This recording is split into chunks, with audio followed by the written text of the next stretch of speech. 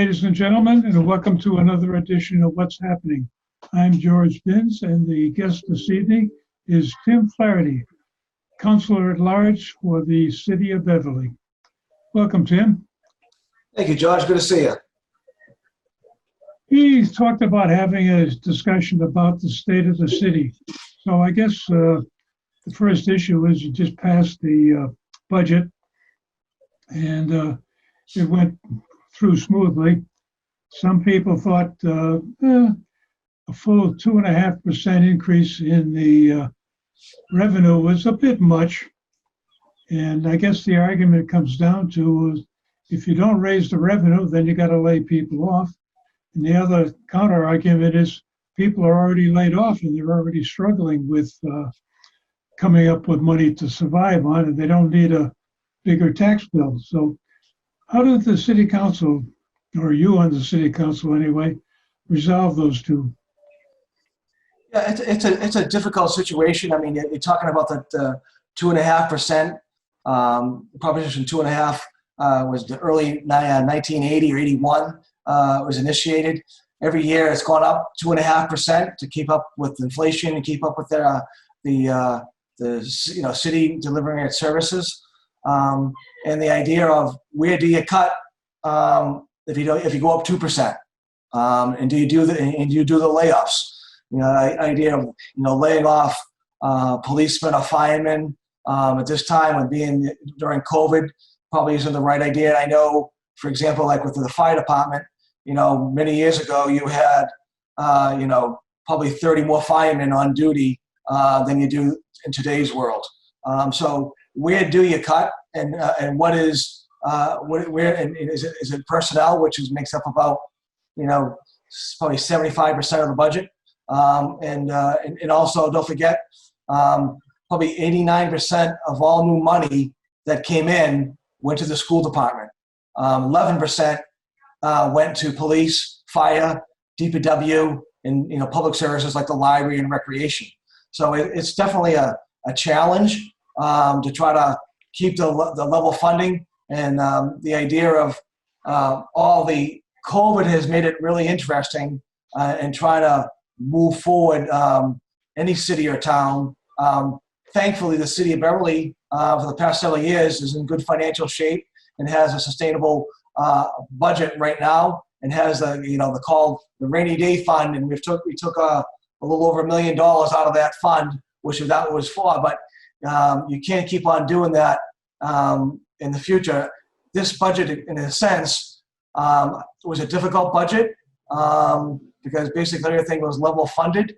But the idea of FY22, when you have a full year of lost tax revenue, you might not have enough people taking out building permits because they're out of jobs.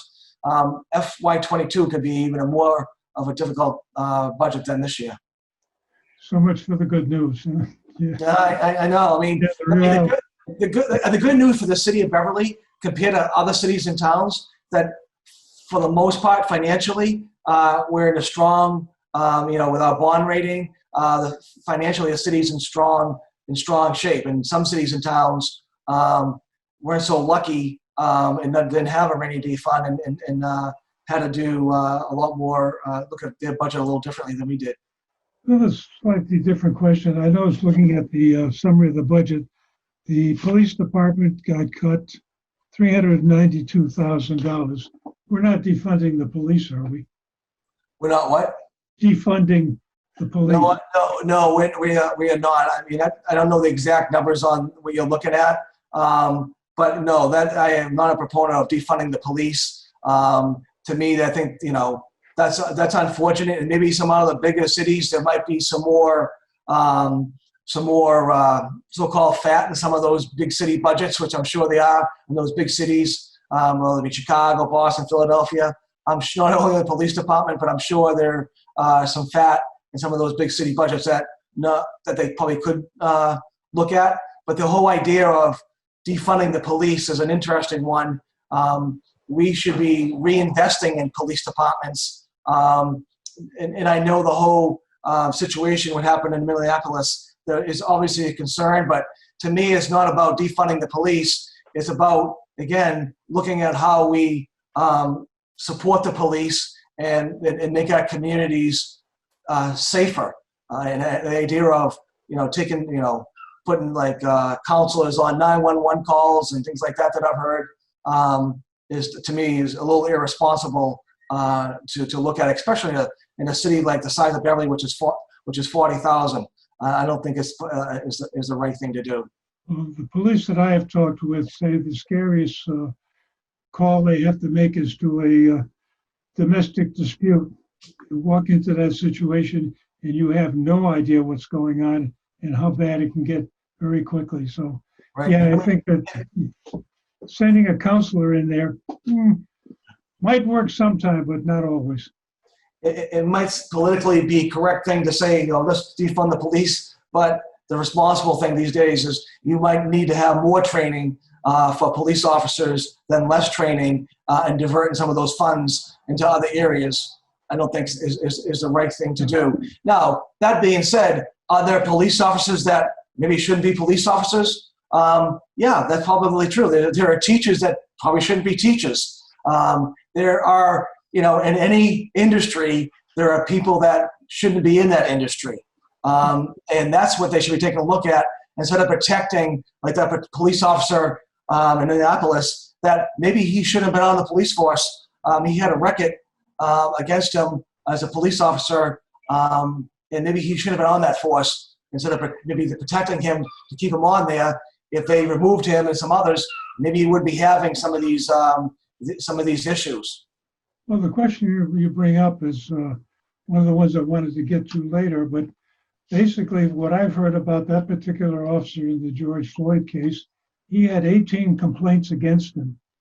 And the mayor of Minneapolis was complaining that he couldn't get rid of some of these officers that shouldn't be there because of the union. And yet he's the one that negotiates the union contract. So blessed are they that travel in circles, for they shall be dizzy. And that just bothers me. And that really gets into my concern. One of the things that's coming up is we've got a charter commission that's supposedly starting soon. And what are your thoughts on what should the new charter be? More of the same or more emphasis on activities and authority of the city council? Well, that's a good point. Obviously with the COVID situation has kind of derailed that, looking at that charter commission, a charter review, and the possibility of creating a charter commission like there was, that I was on, 20 so years ago. The idea back then when the city of Beverly was in an $8 million deficit, which kind of, brought upon the charter and changed it around. So there'd be some checks and balances, where the budget analyst position came about, instead of being under the mayor's the executive branch, there was some checks and balances by having a professional budget analyst assist the council on budget matters, so they wouldn't see ourselves in an $8 million deficit, which I think that has happened. By doing so, you created a strong former mayor of government, and you can look at that as making sure the executive stays in the executive lane and the legislative, which is the city council, stays in that lane. And which I think is that sometimes the city council wants to kind of get into the executive lane and become the mayor, and vice versa. And so I think the idea of having clear lines of authority is important to take a look at. But I think anything is on the table when you take a look. I think it's every 10 years you take a look at this. The idea of, do you want to have a 4-year mayor so you might attract better candidates that want to take that role on? That's a possibility. The idea of doing it for city council for longer terms, or even doing term limits. There's a variety of things you can take a look at with the charter commission, and I think this is kind of all on the table as we take a look at this and look what other cities and towns do that can work for the city of Beverly. Yeah, one of the other things that I tried on Paul Glency, we had him on the show a while ago, was how about instead of having a mayor, get a city manager? And right. That's one of the issues that comes up, that get somebody who's a professional manager, and that's what he does. And That I think, again, you take a look at that. It might be the right time to do that.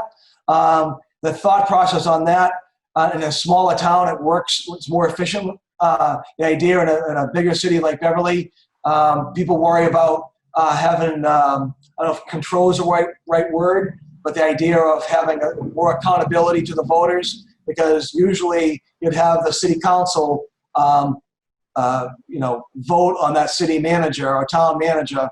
In our case, it'd be the city manager, and not if you're a Ward 1 councilor, you have 4 votes to get rid of that person, 3 at large, and Ward 1 councilor to have to remove that city manager if you wanted to. Now, if you wanted to get rid of the mayor, you have that direct vote if you wanted to. So that's the argument against it. I'm not saying it's right or wrong, but that's where the lines. And sometimes too, you don't always get great managers out there either.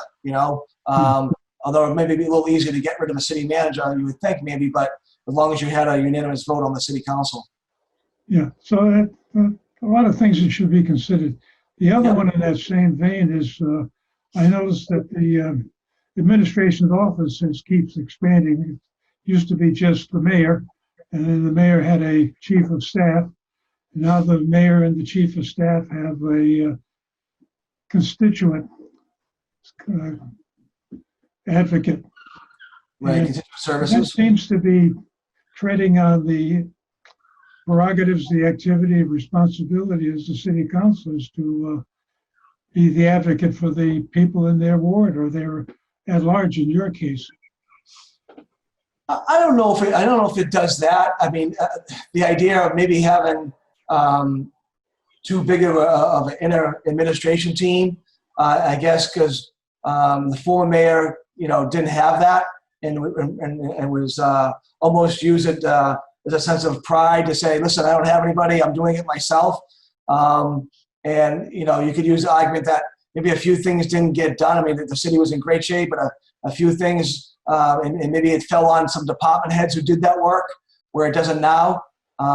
Beverly's probably, and I don't have the things and facts in front of me, but I know other cities and towns like Peabody and Salem, they actually have bigger administrative functions and plan departments than the city of Beverly.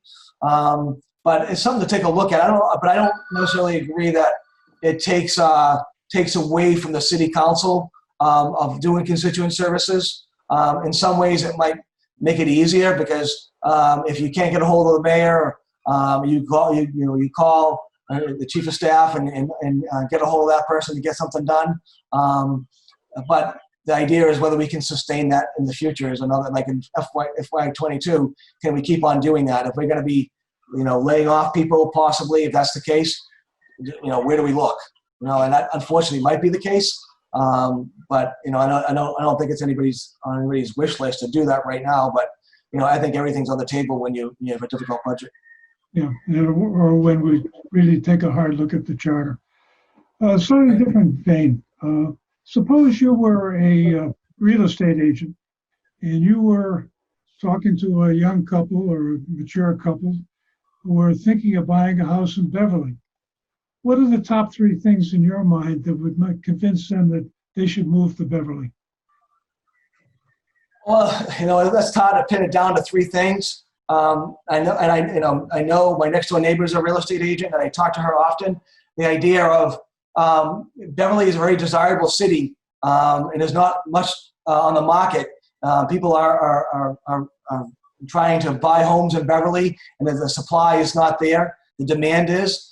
But to answer your question, you have a variety of accessibility from trains to Boston, and also have 128 right to us. So you do have that mass transit. You also have a local airport right down the street too, which is could be very helpful to the local economy.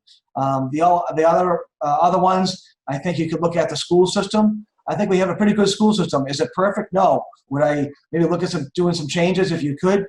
Possibly. I think it's always good to look at yourself and no matter how good a department you have.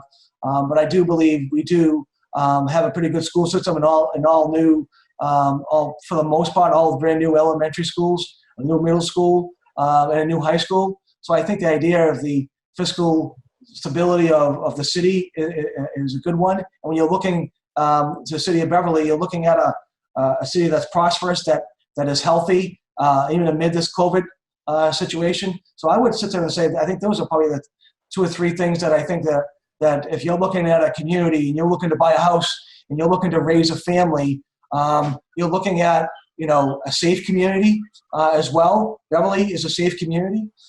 It's a desirable community, and that people want to raise their children. And I know I grew up here, and I raised my 4 children that went to the Beverly school system.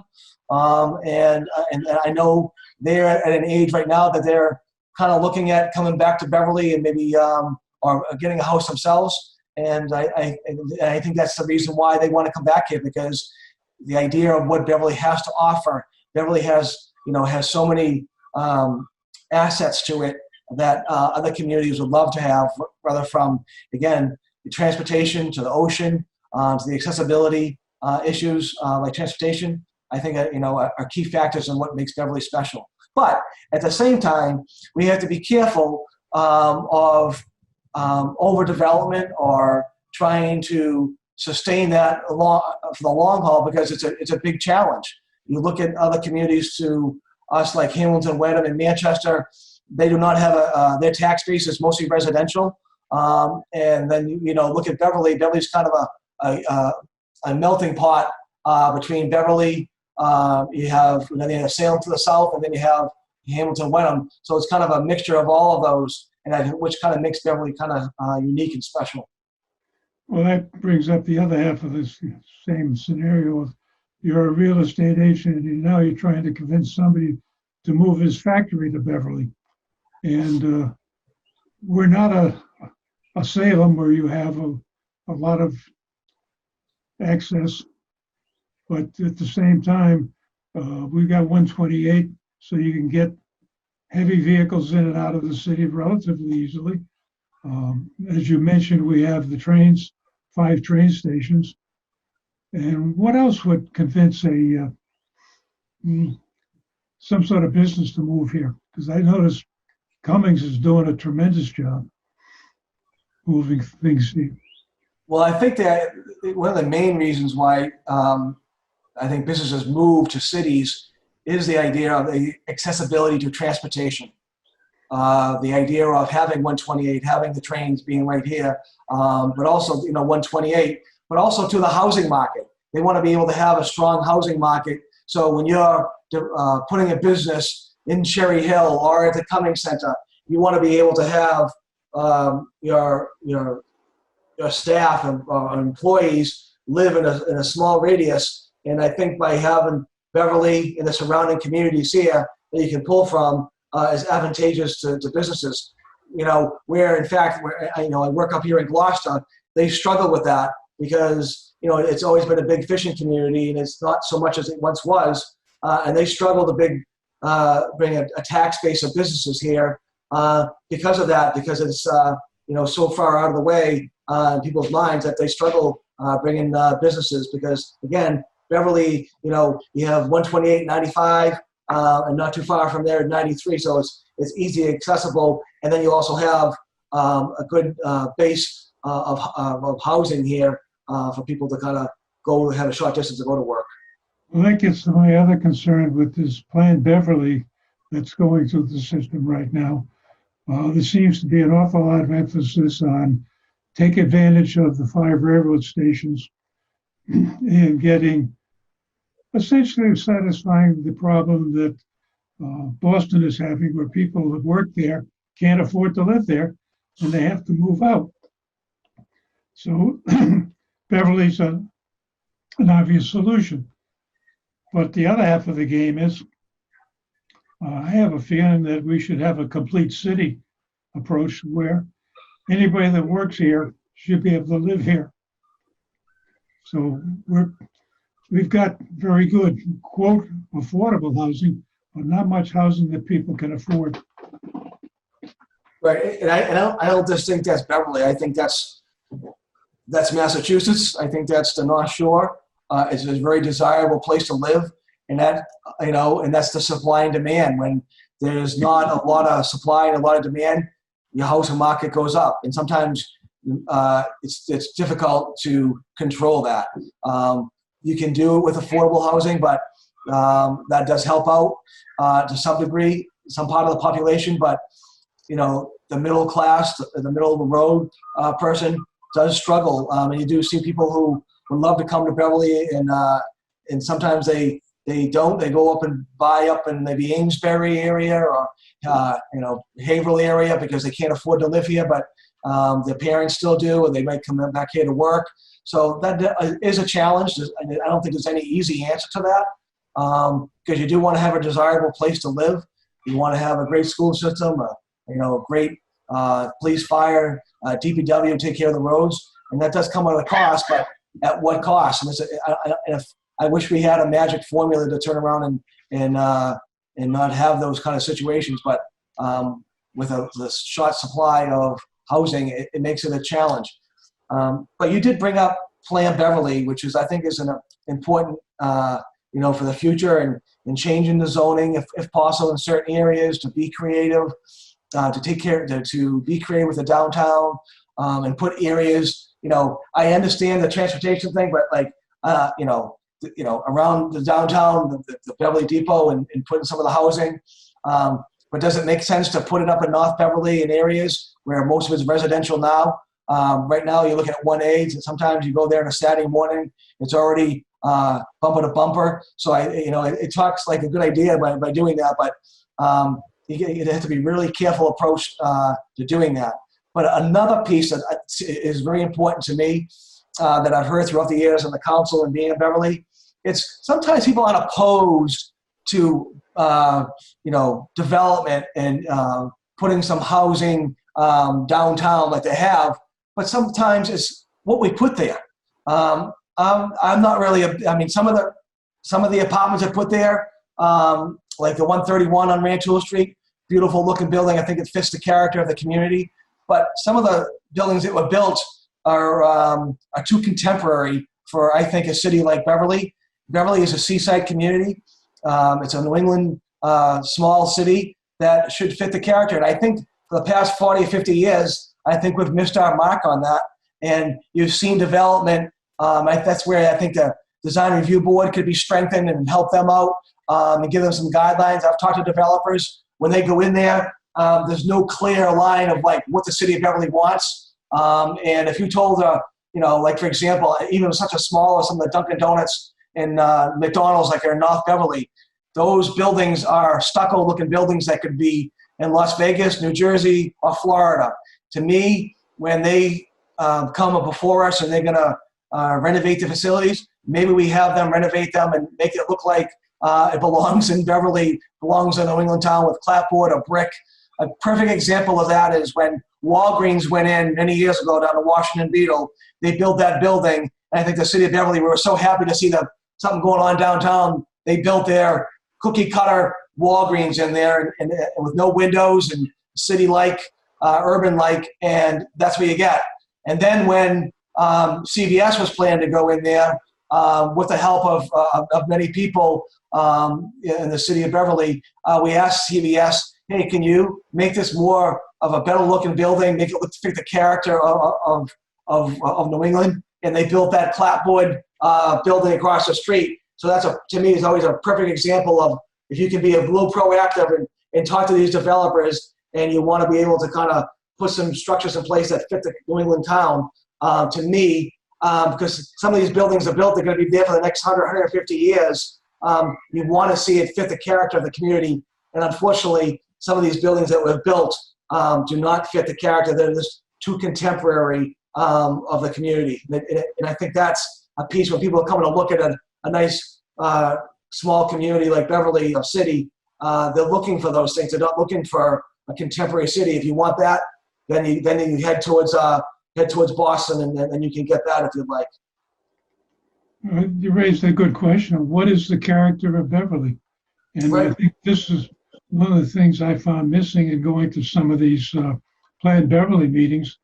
It's all how big a building can we jam into the area, and how dense can we make the housing, which it's nice, but I've seen too many issues where very dense housing just goes south.